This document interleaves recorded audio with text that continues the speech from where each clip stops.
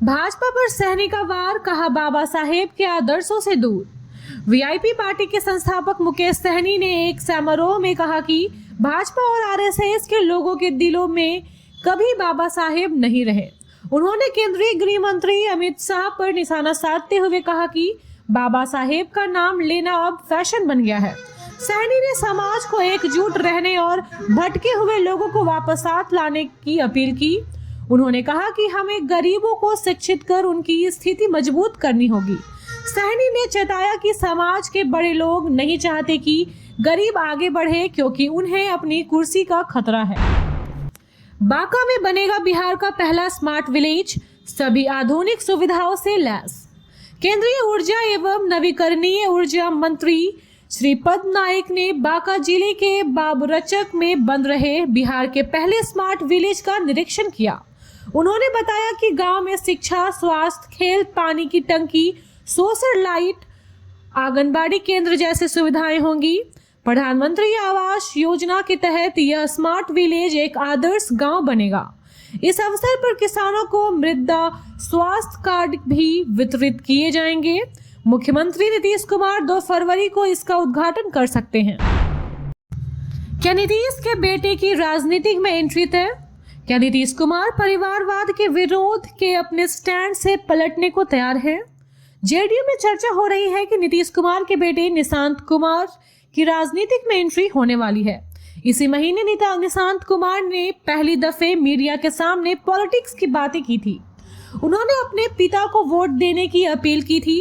इसके बाद उनके राजनीतिक में आने की चर्चा हो रही है। जेडीयू के कई नेता इसका संकेत दे रहे हैं। नीतीश कुमार के करीबी माने जाने वाले इस नेता ने बताया कि निशांत के राजनीतिक में एंट्री के लिए नीतीश कुमार से ग्रीन सिग्नल मिलने का इंतजार किया जा रहा है। वैसे अभी तक नीतीश कुमार ने हामी नहीं भरी है, लेकिन जेडीयू नेताओं को उम्मीद है कि वे आखिरकार मान जाएंगे। डाइच ग्रुप विस्तारीय सुविधाओं से सुसज्जित सोसाइटी का दे रहा झांसा। पटना के नौबतपुर और बिहटा से विश्व स्तरीय टाउनशिप का दावा हवाई साबित हो रही है। सुसज्जित सोसाइटी में प्लॉट लेने को लेकर ग्राहकों की आंखों में धूल झोंका जा रहा है। साथ ही रेगा को ठेगा दिखाया जा रहा है। यह काम डाइच ग्रुप की तरफ से वैदिक विलेज टाउनशिप में किया जा रहा है। बिना निबंध के ही अखबारों में विज्ञापन देकर ग्राहकों को साझा देने की कोशिश जारी है। अनंत सिंह मामले से जुड़ा सवाल सुनकर भड़के ललन सिंह। बाढ़ में पिछले दिनों मोकामा के पूर्व बाहुबली विधायक अनंत सिंह पर हमला मामले को लेकर बिहार में लगातार सियासत जारी है। पटना में मीडिया कर्मियों ने जब मुंगेर सांसद ललन सिंह से पूछा कि इस केस से आपका नाम भी जोड़ा जा रहा है, तो इस पर ललन सिंह भड़क गए और मीडिया से ही सवाल पूछने लगे कि कौन मेरा नाम जोड़ रहा है, यही धंधा करते हैं क्या। दरअसल मोकामा के पूर्व विधायक अनंत सिंह और सोनू मोनू गैंग के बीच पिछले दिनों हुई गैंगवार के बाद इस घटना को लेकर लगातार सवाल उठाए जा रहे हैं। लालू यादव को फादर ऑफ क्राइम का खिताब दे दिलीप जायसवाल। पटना में एनडीए की संयुक्त प्रेस कॉन्फ्रेंस के दौरान बीजेपी प्रदेश अध्यक्ष दिलीप जायसवाल ने राजद सुप्रीमो लालू प्रसाद यादव पर तीखा हमला बोला। उन्होंने लालू को फादर ऑफ क्राइम बताते हुए कहा कि अगर कोई पुरस्कार देना हो तो यही दिया जाए। जायसवाल ने नीतीश सरकार की तारीफ करते हुए कहा कि राज्य में कानून का राज है और विपक्ष के पास अब कहने को कुछ नहीं बचा है। जायसवाल ने बताया कि एनडीए की लक्ष्य बिहार में 225 सीटों पर जीत दर्ज करना है। जेडीयू प्रदेश अध्यक्ष उमेश कुशवाहा ने कहा कि पार्टी कार्यकर्ता सम्मेलन के पहले चरण की सफलता के बाद दूसरे और तीसरे चरण की तैयारियां चल रही हैं। उन्होंने दावा किया है कि 2025 एनडीए के लिए शुभ साबित होगा और विपक्ष एक एक सीट के लिए संघर्ष करेंगे।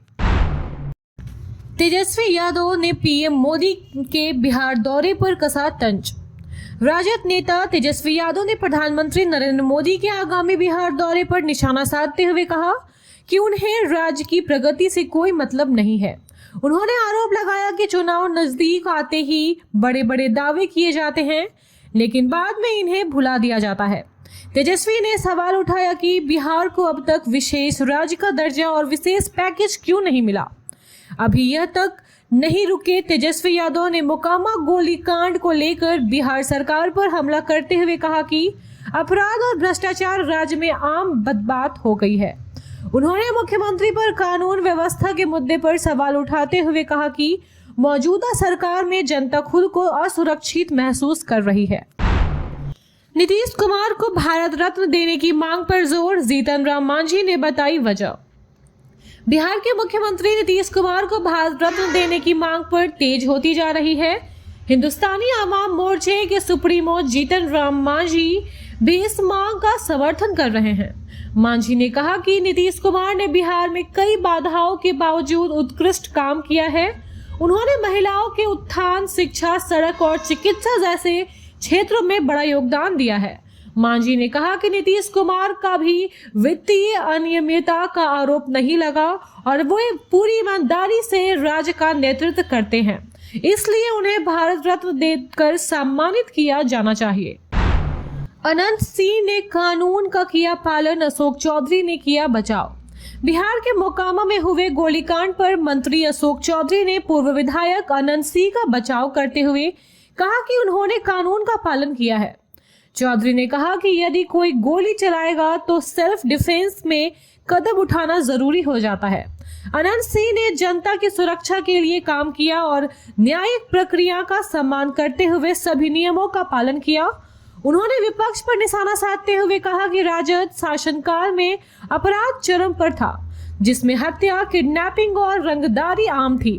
अशोक चौधरी ने अनंत सिंह को जिम्मेदार जनप्रतिनिधि बताते हुए कहा कि अब न्यायालय जो भी फैसला करेगा उसका अनुपालन किया जाएगा।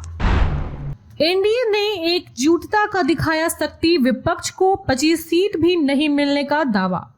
बिहार विधानसभा चुनाव 2025 को लेकर एनडीए के नेताओं ने एकजुटता का संदेश देते हुए अपनी ताकत का प्रदर्शन किया।